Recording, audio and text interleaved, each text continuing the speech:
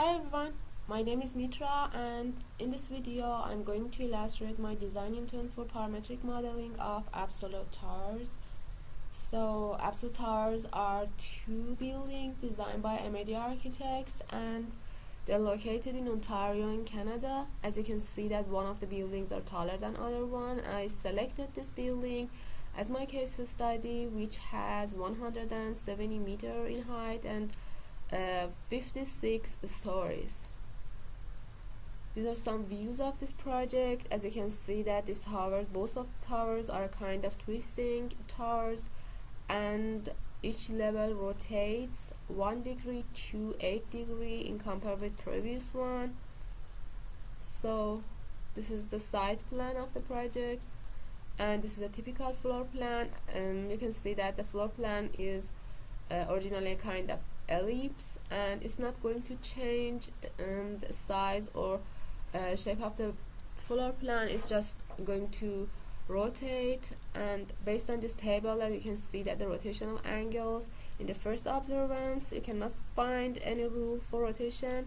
However, with a bit focus on this table, we can find out five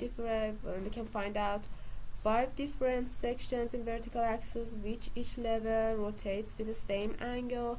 For example, in section 1, from the ground floor to 10th floor, each level is rotating 1 degree more than previous one. In the section 2, each level is rotating 3 degree more than previous one. In the section 3, for example, each level is rotating 8 degree compared with previous one.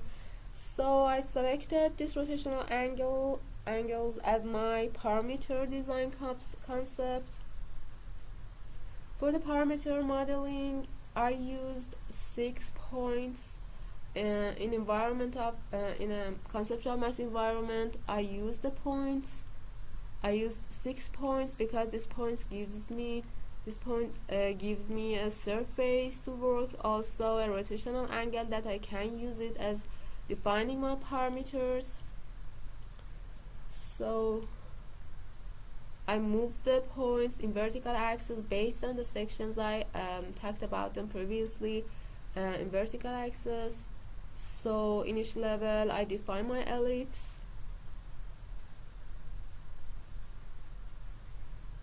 and also I define parameters for both radius of each ellipse, so it can be changed in each section individually. And then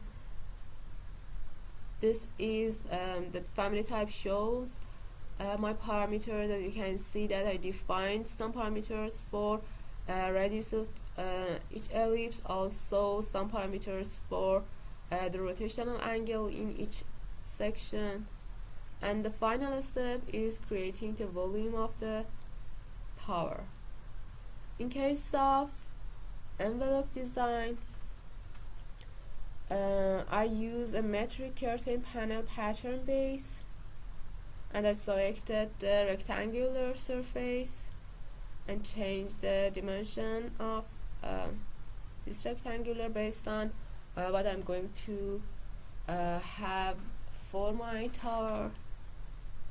And I draw the surface, and for parametric envelope, I thought that I can use the materials as my parameters for envelopes. So I can, maybe in future I'm going to think about changing the color of the envelope.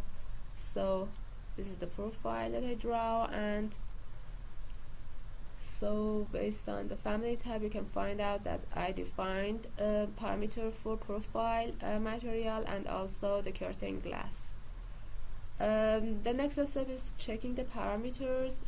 I load the envelope into the project, and this is the elevation. So I checked, I wanted to check out if the parameters work. For example, I changed the A5 from 14 to 50, so applied it, and you can see that the volume changed. The next one is just figure out if the parameters of the angles are working. So I changed the number from 154 to 60 and applied it, and you can find out that you can see that it's changing.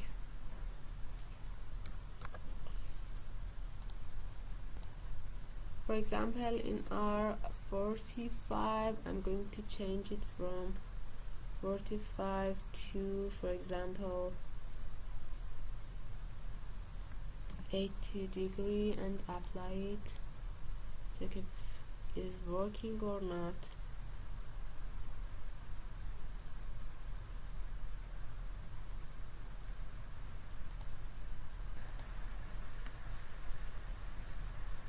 So it's still waiting for the process.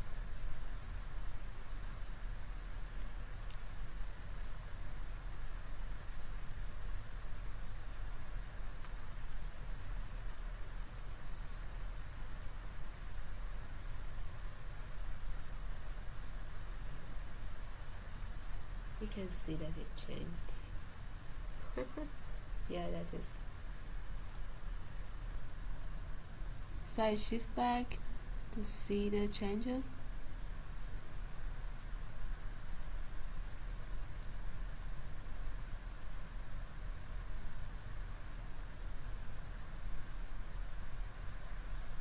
Yes.